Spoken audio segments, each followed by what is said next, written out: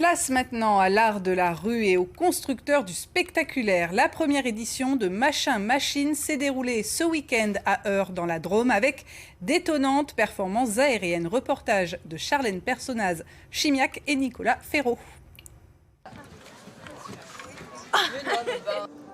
Les pieds au-dessus du sol, la tête dans les airs, l'expérience sensorielle céleste est rendue possible par les machineries, un spectacle pour s'envoler dans le temps et les souvenirs aussi. C'est comme dans l'enfance quand on va sur les manèges. Libérée, tu vois, bien à l'aise, tu vois, j'étais détendue. J'étais très bien, je volais.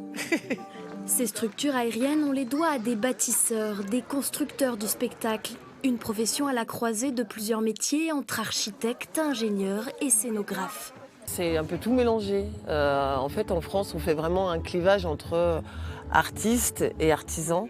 En fait, il y a certains pays où on peut être tout à fait artiste et artisan en même temps. Comment je me qualifie Comment je me qualifie Je me qualifie plutôt d'artisan de la culture. Allez. On adorait jouer aux machines.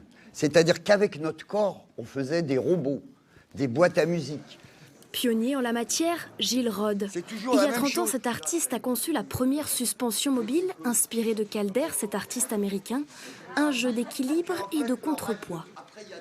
Plus le poids est lourd, plus la longueur est petite. Et comme ça, on arrive à équilibrer tout. Et quand tout est en équilibre, ça tient. C'est formidable grâce à la pesanteur. Avec un essor dans les années 90, ces structures deviennent un formidable outil artistique pour investir l'espace public. Ça sert à suspendre ou à transporter les acteurs afin que tout le monde les voit et que les images se mélangent à la ville. Prototype miniature, devenue suspension grandeur nature, la première et historique machine suspendue, Mobile Home, a repris son envol ce matin, au rythme des fanfares, pour le plaisir des 2000 spectateurs venus ces 2 jours à passer le nez en l'air.